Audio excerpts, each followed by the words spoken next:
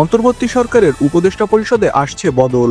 কিছুদিনের মধ্যে নিজেসহ উপদেষ্টা পরিষদে থাকা শিক্ষার্থীরা পদ ছাড়তে পারেন বলে জানিয়েছেন তথ্য ও সম্প্রচার উপদেষ্টা নাহিদ ইসলাম।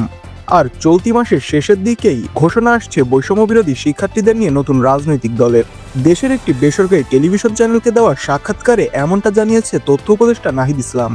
কোটা বাতিল আন্দোলন থেকে সরকার পতনের ঘোষণা, গণ অভ্যুত্থানের মাধ্যমে আওয়ামী লীগ সরকারের পতন, এরই মধ্যে চলে গিয়েছে 6 মাসের বেশি সময়। দেশ পুনর্গঠনে ঐক্যমত তৈরির লক্ষ্যে সেপ্টেম্বরে শিক্ষার্থীরা গঠন করেন জাতীয় নাগরিক কমিটি।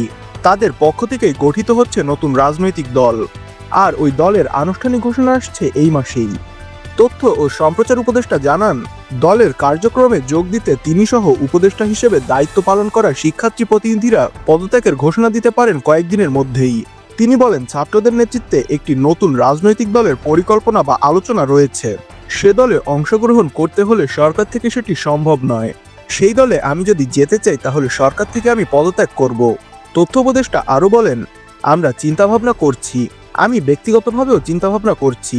যদি মনে করি সরকারের থেকে আমার মাঠে যাওয়া জনগণের সঙ্গে কাজ করা বেশি জরুরি, মনে হয় আমি সরকার ছেড়ে দিব এবং সে দলের প্রক্রিয়ায় যুক্ত হব। চলতি মাসেই বৈষম্যবিরোধী শিক্ষার্থীদের নিয়ে নতুন রাজনৈতিক দলের ঘোষণা আসছে জানিয়ে নাহিদ ইসলাম বলেন, আর কয়েকদিনের ভেতরে একটা চূড়ান্ত সিদ্ধান্ত সবাই জানতে পারবেন।